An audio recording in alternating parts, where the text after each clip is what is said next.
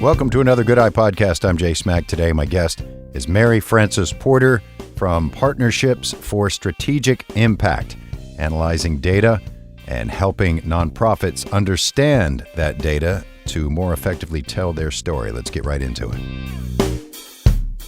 And welcome to another Good Eye Podcast. I'm Jay Smack. And with me today is Maryfrances Porter. Maryfrances, thank you very much for being here today. I'm so glad to be here. Thanks for having me. Absolutely. Yeah. When I saw you speak at a recent Synapse meeting, I thought it'd be a really good topic because a lot of nonprofits don't do as much of or do not pay as much attention to, perhaps as they should, to what it is that you specialize in, which is capturing and using data to the advantage of your client, in this instance, nonprofits. So I do like to get into these discussions of what could nonprofits be doing to help themselves, and the answer is often behave more like a for-profit. So, if you don't mind, give us a little description of kind of what it is you do, the Cliff Notes version, and how you help nonprofits perform and grow and pay attention to their bottom line, and then we'll get into the guts of it. Okay. So kind of in brief, what I have experienced. So I've been doing this with nonprofits for more than 20 years, and I'm trained as a scientist. And so I've done, scientific program evaluation and used science to study like longitudinal groups of people to see what happens as they get older. And when I first started working with nonprofits, I really felt quite puzzled because it seemed impossible for nonprofits to use the science, to take the science that I knew and insert it into their organization and use it. And over time, I came to the conclusion that that is because it's impossible. And that a lot of times what happens is that the science of program evaluation and the practice of understanding the impact you're making gets confused. And so when nonprofits should be collecting their impact and understanding what impact they're making, that doesn't have to look like science, but there's no model for how to do that. Like what's included, what are the steps, how does it work? And so what I've done is I've created a model that nonprofits can learn and plug in and use to collect their impact, to understand their impact, to be able to talk about their impact in about the same with about the same level of difficulty as managing a budget. So it's not nothing to set up, because just like setting up your budget system, it takes a bit of work. But once it's going, it really does not have to be super complicated. And, when nonprofits, when we talked about for-profits and nonprofits, and for-profits, they're able to measure their success by their how much money they make, right? And, so they put in money, they have investors, they sell a product, people buy the product, and they make money. And that money is the return on their investment. And in nonprofits, they're a corporation also, but they're spending money, people are investing in them, people are using it. But then what do they produce? They produce goodness. And that's can be really hard to measure. And I think that that's where they get stuck. I think a lot of nonprofits want to measure it, know it's important to measure, but how do they do it? And it's because there really isn't a model out there. Okay, so they use data. They hire a company like yours, which is, I don't think I even mentioned, Partnerships for Strategic Impact, to help them know what they don't know. You say there's no real method to measure their profit, i.e. their goodness that they're putting into the community, the universe. What do they use to measure it, and how do they know? Is it mainly operating costs? I mean, what are they measuring if they don't know how to tell their story? So a lot of times when nonprofits are not tracking an amount of goodness, when they can't quantify it and they're just sort of doing their regular awesome nonprofit work, a lot of times what they do is they talk about the number of people served and they have testimonials, like narrative stories about how people have been helped by them. And those are actually really important. And we know that especially individual donors are really drawn in by those stories. They want to know that they're helping a person. If I personally am donating $100, I want that $100 to help an individual.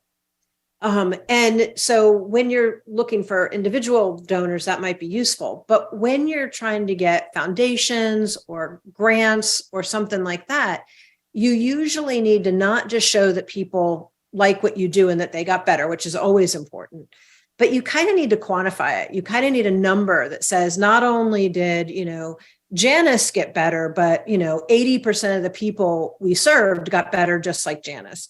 And that builds trust and credibility. And that number is something that investors understand, right? People who are investors are kind of focused on numbers. And this gives them a number that they can kind of hang their hat on and understand. Okay. When you get into, say, ratios, a nonprofit takes in, say, $100, and $30 of that, it goes back to the organization to run it and cover overhead. Is there a good ratio? Does it vary, nonprofit, mission to mission, et cetera, et cetera, et cetera? No, I mean, it really doesn't. I don't think, and I think that the line between what's operational costs and what's programming costs is just not actually even a line, because you couldn't deliver programming without a vital organization. So if the people delivering the programming don't have the tools that they need and don't have the support that they need and don't have a computer and things like that and supervision, they can't deliver good work. So I really see it all as one pot of money. And then the amount that it costs to do the work, right? Like, so you have a budget of a nonprofit, and let's say it's, for the ease of math, let's say it's $10,000 and they serve 100 people. Is that a good ratio of like cost per person? Well, it really kind of depends on what they're providing, right? If they're providing hats, no, that's not a very good ratio. But if they are providing, 6 months of food, or marketable skills or safe housing or something, then that might be a really good number. In the market, in the regular market, in the capital market, you kind of have an idea of what a good return on investment is, right? Because you have an amount of money coming in, you can just see how much more money you made. But when you're measuring goodness, that's really rooted in your value. Do you value the goodness that's being delivered? And if you value that, then you're going to invest in it. And if you might not devalue it, but you might value something else more. And so then you might invest in that. And wrapped up in there is how many people they're serving. Serving people with less money isn't always better. It just sort of depends on the complexity of what you're doing and the complexity of the result that you're getting.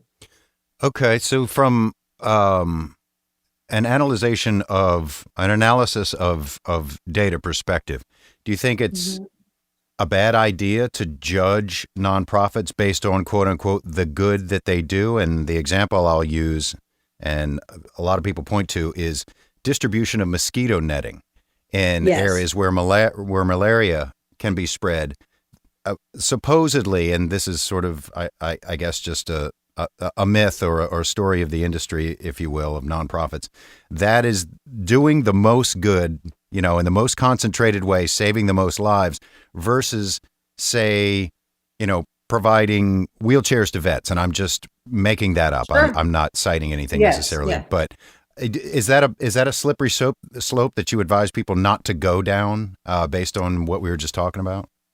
There's an organization, I forget what it is, but it actually lists big nonprofit impact, and they quantify it and they rank it, right? So you've got some nonprofits like, the Gates Foundation, I think, is the one that puts out nets. They save lots and lots of lives, and nets are really, really cheap. And so if you want to put in a little bit of money and know that you're helping lots of people be safe, then you should invest in mosquito netting. Mm-hmm. But that might not be what you value. I mean, you might value that, but you might value something else like local homelessness more. Or you might value making sure that people who have brain injuries are able to live long and comfortable lives in group homes. And I don't know if you can really have a horse race against, people with brain injuries living comfortably long lives in group homes and mosquito net saving lives. I don't think I don't think you can decide which is better. I think it depends on where you want to make a difference and the way in which you want to see that difference manifested. And so I think it's a little bit simplistic to say that you can rank a nonprofit that way. You rank them based on whether or not what they're producing and the amount that they're producing is in line with how you want to invest your dollars. If you were to really distill it, it's sort of like you can't really, compare a t-shirt to a formal blouse or something, right? But which one are you wanting to buy? And that has to do with which one you need, which one you value, which one you don't have. It's a much more qualitative kind of choice.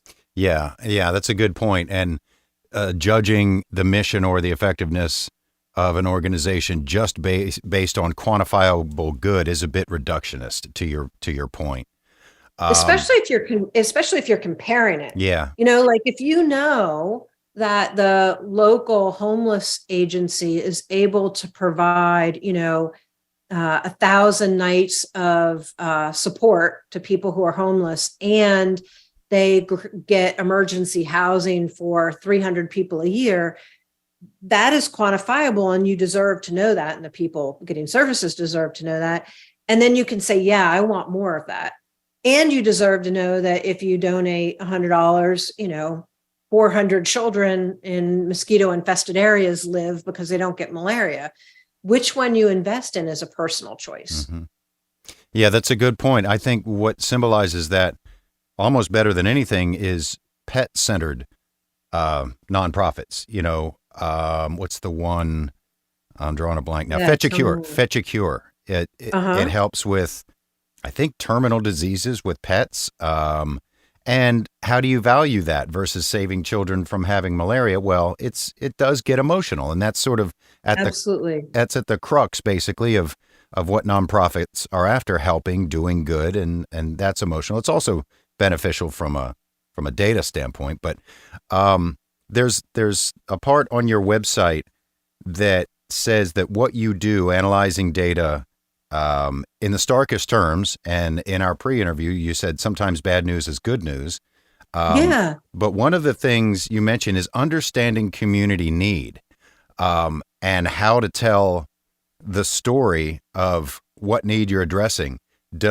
Have you seen situations where maybe the data comes back after your analysis and nonprofits realize maybe they're doing the wrong thing, and maybe they change their mission a little bit?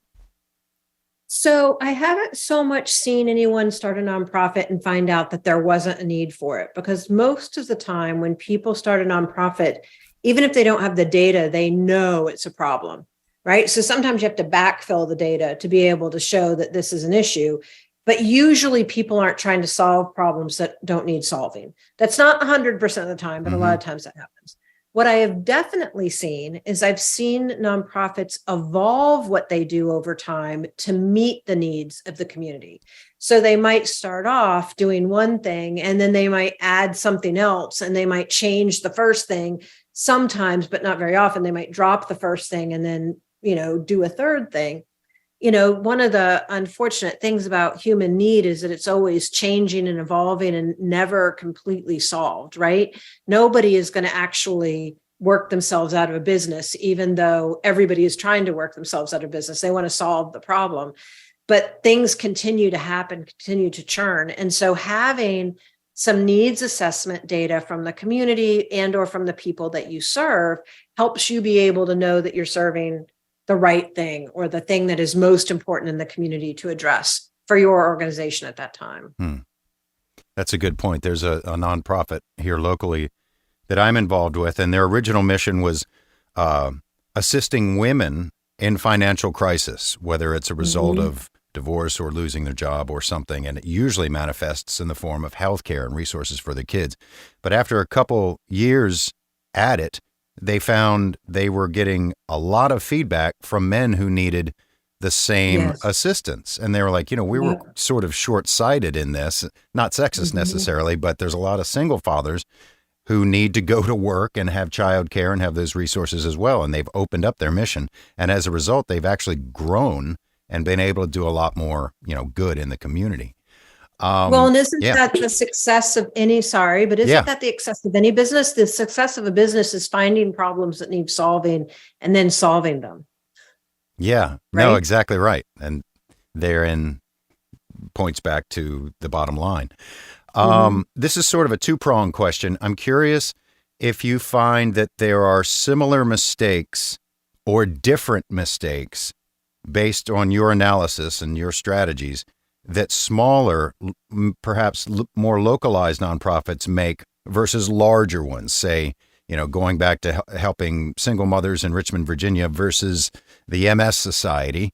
And on the back of that question, do you find there's a common set of metrics as you use as your go-tos to analyze that and tell that story? If there are similarities or differences in Mhm. that. That is such a good question. It makes me think about like 5 different things. So I'm going to try to organize them and put them in some sort of order. What we know from surveys and stuff that have been done about nonprofits is a couple of things. First, after about $5 million, organizations have more resources to be able to put towards data and being to analyze that data, right? Like they're big enough to hire like a part-time data person. And under that, and especially under like $500,000, nonprofits often don't have the resources to put towards data. What some of the surveys also show us is that larger organizations have an easier time meeting their fundraising goals than smaller organizations. And some of that might be capacity. But I'm also guessing that some of that is not being able to talk about and show your impact, because just like you can't like sort of wing your budget, you can't, managing your budget, you can't wing understanding your impact. And it is a set of skills and a way of doing things and looking at numbers that is unique, unfortunately, to every single nonprofit.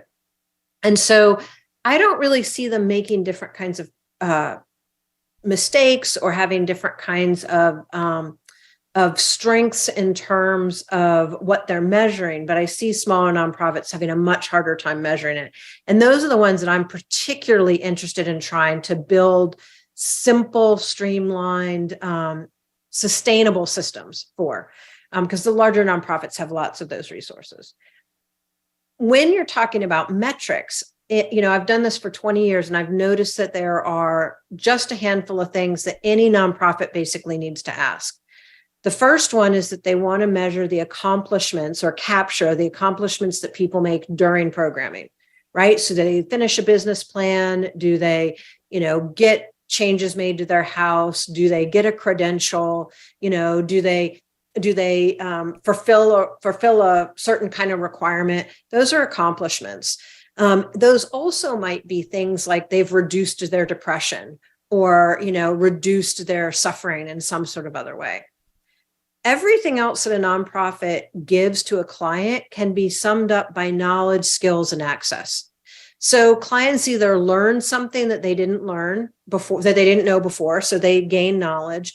They learn how to do something that they didn't know how to do before, or they gain access to or have the ability to do something that they didn't do before.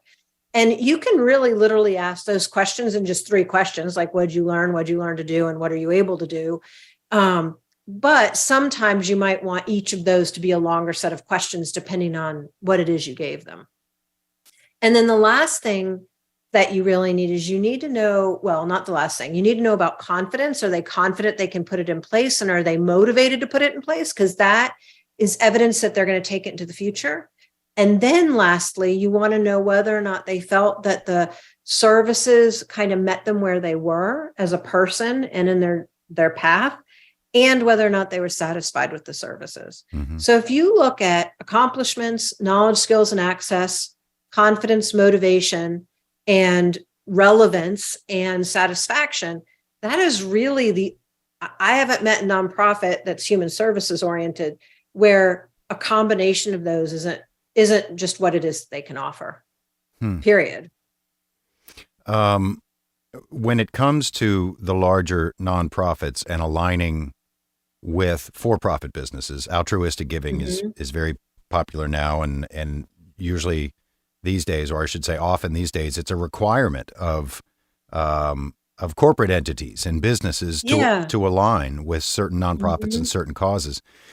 Have you found or have you experienced in your field of data and analysis and strategic planning that for-profit partners are requiring certain data to put in front of their boards or their shareholders as a sort of a justification, or is it something they don't really require because they're doing good and they're involved in the community? So obviously that in corporate environments, it changes. It's different as everything else in a corporate environment.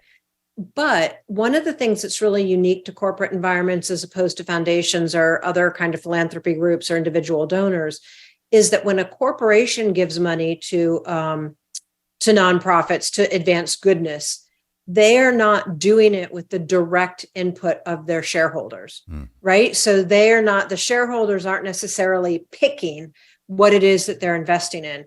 Yet that corporate responsibility unit is investing in lots of things in the community and usually with some sort of structure, like we're interested in advancing this and we're advancing that. And so if you're doing that, then it actually seems to me that it would be even more important to be able to quantify what it is you're doing, not just how much you're giving out into what causes, but that what you're spending of the shareholders' dollars to improve the community is actually making a difference. Because if anybody cares about return on investment, it's going to be shareholders in some great big corporation. We touched on it a little bit earlier, but talk a little bit about the notion of bad news and the next priority and how that relates to data and nonprofits. So a lot of folks I've noticed are afraid to measure their impact because they're afraid that they're not going to get the news that they want. And then that will like somehow hurt their reputation or something. And I encourage people to take a different frame on it. If you're not getting the results that you want in one area, well, if you're not getting the results you want anywhere, then you probably need to think about program development and kind of go back to the drawing board, or you're measuring the wrong things. So you need some consultation to figure out what it is you want to do. But usually nonprofits are kicking it in one place, like doing a great job, and kind of not quite meeting their own expectations in another place. And there's two things to do with that. The first is that the leadership really needs to look at what they're not accomplishing and understand why they're not accomplishing it. Do they need more people? Do they need better programming? Is it too tertiary to what it is that they mainly do, so it's not getting the right kind of attention? Is it a problem that's too big to solve and they might need to get down to something else? There are a lot of things that can happen. And I think it's really responsible and important for the board and the leadership and the organization to go, yeah, what is going on here and how do we improve it? But when you're going out and you're, asking people for money and talking about your accomplishments, you don't have to put that bad news in there, right? You don't have to go out there and say, well, we, fed 1 million people, but we didn't manage to get these people Meals on Wheels or something like that. You can publicize the good data and the good news as long as you're working to address what you consider to be bad news. The other thing is that if you're going to be in a healthy data culture, then that bad news should be framed in some strengths-based way. So, we are doing a lot of great work, and this is not getting the attention it needs. So we want to make it our next priority. And now we're going to try to ask for money for it. We're going to put more resources into it. We're going to problem solve about it. We're going to cut it, whatever that is. But dealing with that becomes the next priority. We all have strengths and things we want to work on. And you never run out of things you want to work on. You're just always trying to figure out what's the next most important thing for me to work on. And that's the same thing in a nonprofit. So I don't think of it as success and failure. I think of it as continuous improvement. What is a typical length of relationship when you are working with a nonprofit? Are some are you involved sometimes for the life of the nonprofit or ongoing, or do you do the secret shopper thing where you come in and find the problems, give them a plan, and then off you go? Mhm. So historically, what I've done is nonprofits have come to me with a very specific kind of question, and then I work with them to answer it. And that's usually very time limited. What I'm doing now, though, is I'm taking all of the knowledge that I've gained over my career, and I've created this model. And I offer this model in two ways to nonprofits, this impact story strategy. One is I do an 8-week academy, and we bring people together online, and I take them through the academy, and they get this really robust toolbox of things that they can use to implement each of the 6 steps of the strategy. And so they can then take all that information and go off and implement it at their organization. We do some practice in the academy too, so that they get some experience doing it. For organizations that don't have the capacity to implement it themselves or would like some help implementing it, then I will contract with organizations to work with them for generally 2 years. And the reason it's 2 years is that for the first year, we put all the strategies in place and we make sure that they're working. And then in the second year, we make sure that they're mastered. And then I leave. And the idea is that I want organizations to be sustainable. I don't want people to get stuff and spend money on stuff that they can't use, or that's not helpful, or that they can't adapt, or that their staff don't understand. And so I go in and I work with them to put those things in place. What I've recently been talking to folks about is how the very small nonprofits, like the under 500,000, 100,000 to 250, they don't actually have the person power to implement anything more than what they're doing. They're already understaffed, like dramatically understaffed. All nonprofits are understaffed, but dramatically understaffed. And so I've been talking with some partners about the possibility of creating like a data support pool where I hire like a good person who can manage data and collect it and do the graphs and facilitate meetings to understand it at your organization, but you only have to buy a small piece of them. So that's more affordable and sustainable to the organization, rather than having to hire someone to do programming who also knows data, or hire a full-time or a part-time data person, not really necessarily knowing what they need or what the quality is. And so that's something I'm thinking about too, and that would be more lifelong. But that's just like nonprofits sometimes like do group bookkeeping. They hire a bookkeeper among them, or sometimes they do HR functions or development functions or something like that when they're really small. They deserve to have all those functions, but they can't afford to hire individuals expert in that. You sort of touched on, and I wrote it down, what I was going to bring up next. You mentioned person power.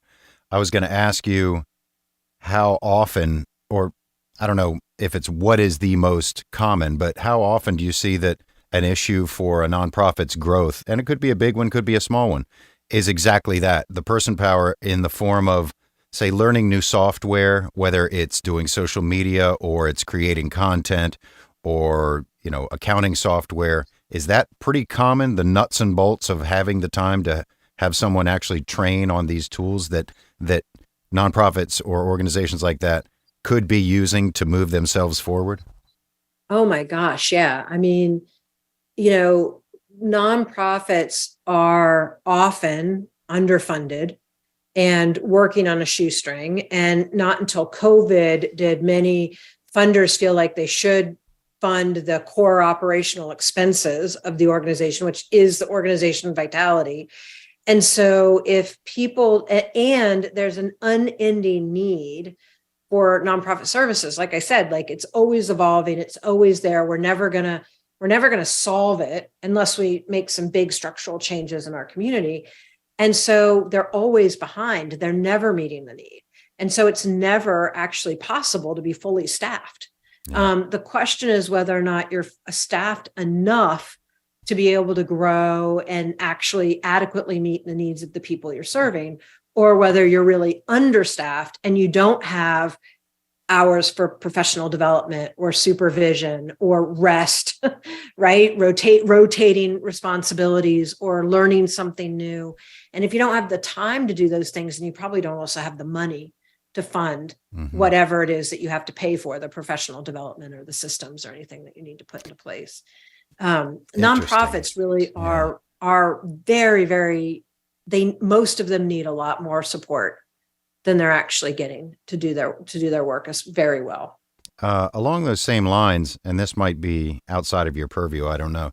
Is there a most common thing you point to if a nonprofit, for example, says, we just don't have the resources to train somebody in all this software and the bookkeeping and stuff? Is there something or a couple things that you say, well, then at least address this? This is something you've got to get a rein on, get a hold on if you want to grow at all, even if you don't have a full-time accountant, you don't have a full-time social media person. Is there something you say you've got to handle this first and foremost? Well, the Center for Nonprofit Excellence here, and most communities have it, really do a lot of support in the operational and organizational vitality of a nonprofit, helping to develop boards and financial capacity and, fundraising knowledge and management knowledge and all those kinds of things. And they would probably be able to answer that in a broader way for nonprofits. If I think about where I really focus my time, which is on impact, mm-hmm.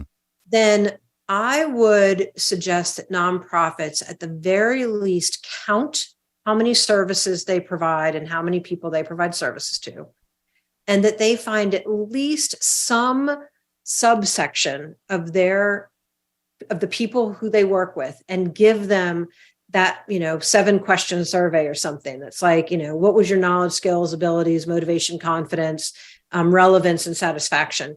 And even if you can do that for 5-10% of your population, that's at least like a little dipping of your toe into the pool, and you have more information than you had before.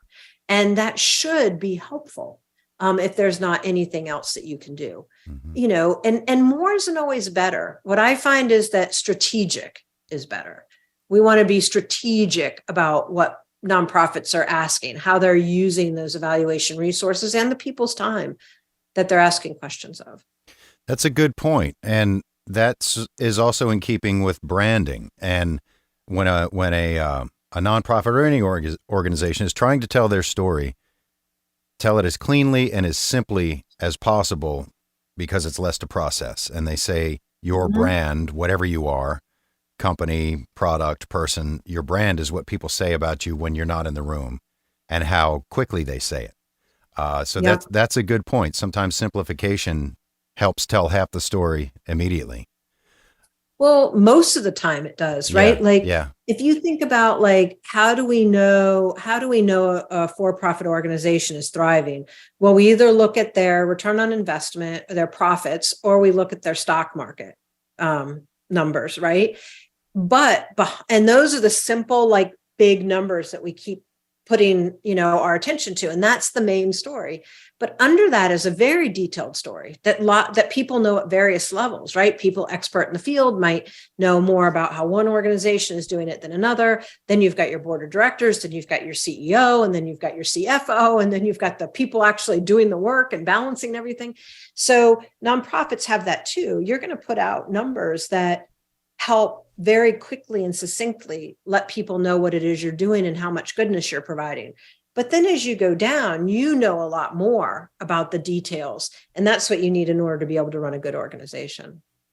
As we start to draw this to a close, what are some of your favorite aspects that you get to work on and help nonprofits with that? I'm sure you like it all, but is there any one aspect or two that you absolutely love? You'd sink your teeth into it? Well, the whole reason that I do this is because when I went to graduate school, I'm also a clinical psychologist, and I worked in the clinical department, I worked in the community department, and I really started to see how science can inform a healthier, more thriving community. But I also saw how it wasn't really translated back to the community in ways that it could be used, and that it also was kind of limited. There's, we know a lot about a lot of things, but there's even more things we know nothing about. And so being able to take information, organize it, and make it coherent and make it work for people and make it work to help people in the community. That's kind of how I feel like I'm giving back. Even though I earn money doing this, I also just feel like this is kind of a role that is very meaningful to me in the community. I want to be making a difference so that my community is healthier. And I want that to be real. So I that's kind of what drew me to this work in the first place. Yeah. I totally see that and agree. And agree in that it's nice to bring some logic to emotional issues. And that's nonprofits often are. It started out of a desire to do good, and it's kind of emotional. It's nice when you get that logical backing and some reason backing up what it is you're doing. Yeah, it kind of balances out, right? Mm-hmm. And the people who are drawn because their heart is touched, great. They're not going to be turned off by the numbers. And the people who are drawn to the numbers, they're not going to be turned off by the heart touch. But I think you kind of need both. Mm-hmm. You need to be able to tell an individual story, and you need to somehow be able to encapsulate the story for everybody. Yeah. Can't drive a car with good intentions, No, you can't. That's a great expression. Well, I just made it up. Feel free. It's yours. Thank you. Maryfrances Porter with Partnerships for Strategic Impact. I appreciate you being here, and I'm not letting you go yet because as sort of an underlying theme here is we all don't know what we don't know. Therefore, I like to open it up. Is there anything you'd like to, I mean, we could go for hours with this, but not to throw too much at the audience. Is there anything you'd like to open up or mention that we haven't addressed? I don't think so. I mean, I think the real take homes for me are that being able to track your data and tell your story, it doesn't have to be harder than managing your budget. You don't have to be a scientist. It's within reach, and it can be sustainable. And that's really kind of the simple message. There isn't really, there isn't actually, it doesn't have to be more complexity to it than that. That's pretty reassuring, the lack of too much complexity. So how should people get in touch with you? What's the best way? So they can email me, which is porter@psi-consult.com. Or you can actually just go to my website. I've got all sorts of information about me and the academy and the coaching, and ways to get in touch with me and to join my blog. I put out blogs a couple of times a month that give helpful tips and hints. And that's impactstorycoaching.com. Okay. So I invite people to go and check it out, or email me directly. I love answering questions. So I never tell people not to email me. That much is obvious, which makes my job really easy. So thank you. And all the socials and everything is on that website, impactstorycoaching.com. Yeah. So cool. Maryfrances, thank you so much for your time today. Thanks for having me. It was really fun. This has been great. I'd like to pick it up at some point. Maybe we'll get into a little bit more in depth next time. But this has been a great introduction to hard data of emotional issues. So thank you again. Thanks, Jay. I appreciate you having me.